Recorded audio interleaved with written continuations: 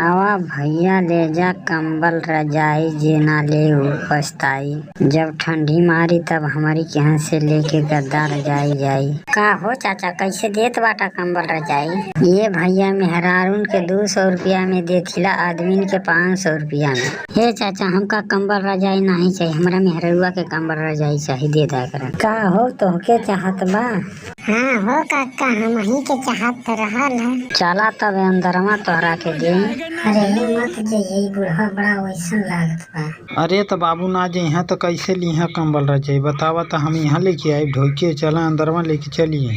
अब कहा बताई करेजा तोहसे का पैसा ले, अपन मोबाइल नंबर दे दा, जब मन करी तब तू आके ले जाल करिया, लेकिन अपने आदमिया से मत बतैया। वाह हो बुढ़ऊ तू बड़ा नीक बाटा हो, आज से हम तोहरियो के हम सामान खरीदी आए, केहू के हम ना जाए खरीदे। कारे बुढ़वा कुछ ना कहत होत रहल है। का जी कैसन बात करत बाटा, उ तो बहुत अच्छा आदमी बाटा। ठीक है जान, तब याद रखिया हमार। अरे ठीक बा बाबूजी, तनिको तोहरा के ना बुढ़ा तनिको टेंशन ना हिला, हम नंबर तोहरा के देले बाटी ने। कैसन बुढ़वा तोरी और बड़ा ताकत बारे, का मतलब? अरे तू नहीं जनबा बुढ़वा के 1 रुपया नहीं देने, सोचला कि पैसा दे से हम चुपचाप ले लिए। तब तो तू बड़ी चालाक लागत बाटी रे बुढ़वा, तो फंस गए।